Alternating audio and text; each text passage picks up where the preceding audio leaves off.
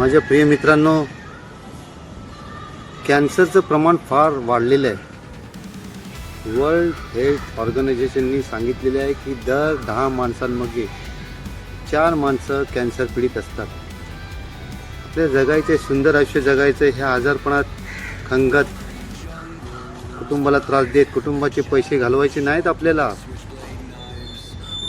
तर हे टूथपेस्ट जे आहेत, या टूथपेस्टमध्ये काही घटक आहेत, मी तुम्हाला इथे नावं देतोय, बघा ते वाचा, लक्ष दे त्याच्याकडे.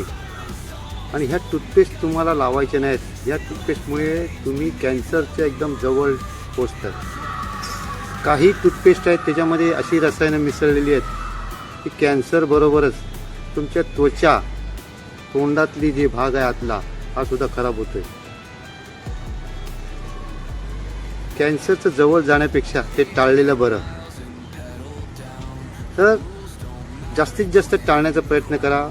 मी तर म्हणतो नैसर्गिक आणि आयुर्वेदिक टूथपेस्टचा जास्तीत जास्त तुम्ही वापर केला तर बरं होईल.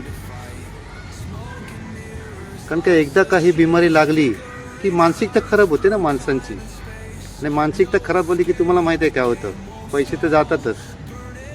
पैसे महत्त्वाचं कारण आहे. त्याच्यामुळे सगळं कुटुंब म्हणजे हवाल दिलं होतं, हैराण होतं. तर मी तुम्हाला इथे खाली नावं देणार आहे. तर ती नावं तुम्ही ज्या वेळेला कोलगेट घेणार त्यावेळेला त्याच्यावर बघायचं.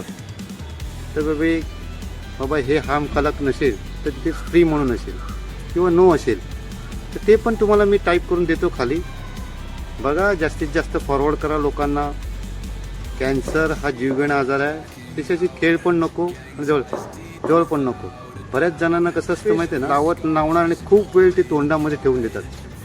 त्यांना वाटतं की तोंडामध्ये सुंदर प्रकारे तो मिंटचा स्मेल येतो, इतर कुठले असतात, थंडावा वाटतो, डोळ्याला थंडावा येतो, असं तसं. पण हे सगळं नकली आहे. हे नकली आहे, विश्वास ठेवू नका तुम्ही. हे तुम्हाला फक्त बरं वाटतं, आनंद मिळतो, त्याच्याकडे आहे.